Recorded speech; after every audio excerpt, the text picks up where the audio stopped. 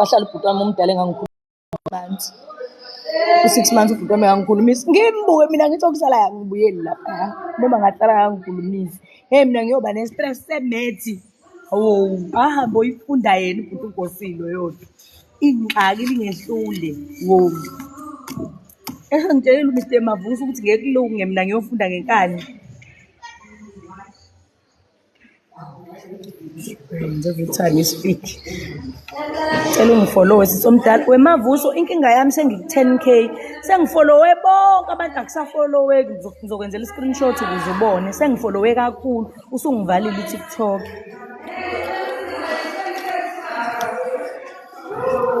Amanda Dikiwe. Uba uthi angimfollowe. Hayibo shembe wena uvela ube nesikhwala ngathi mina ngiyintombi yakho.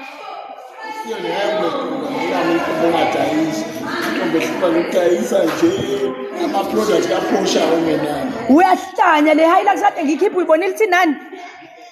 Uyibonile ithi nani? Inani le Hilux. I-20 belinani ulibonile? Wena udayisa imoto enjengekaSimakade le kade eyidayisa namhlanje. Imoto empty enganangisho usheleni ungatholi ngisho usheleni.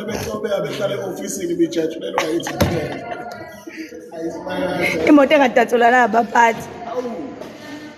Hello Mhlongono Lwazi. Ave ngihlupha ushembe lo and ngizowuyeka umsebenzi ngibhala incwadi. Wena abantu uyangifuna ushembe. Ngifuna ukuthi indoda yami imqinye lo. Uyangifuna, uyangifensa ushembe.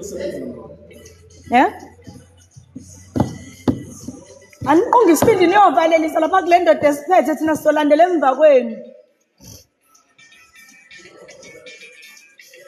Mthakathi. Hello ZamaZulu. Unjani mandaba sitha? Yini na? Imani asambe nizovalelisa kumphathi konke ngifuna ukunikhombisa yona ukuthi udeli kanjani umphathi wethu. Asambeni. Ngizohamba.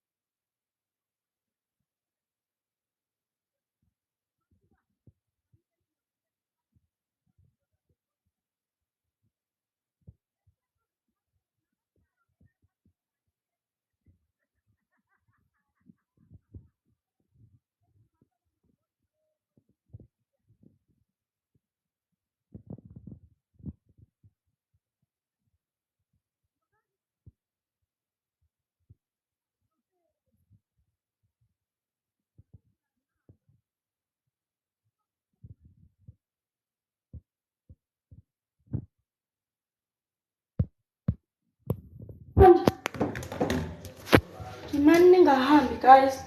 Kwenzakaleni? Abafethu.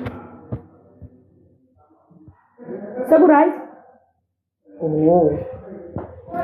Ngifuna phela ngifuna ukunyisa kumphathi khona ngizomuza umphathi wethu. Ngibhelela kanjani? Mani ngifeza inkomishi yami ikhosi. Ngifuna ngiphendula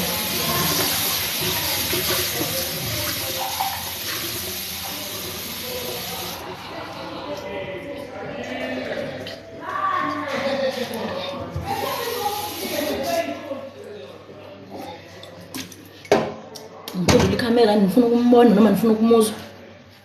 Ngizoyovalelisa guys.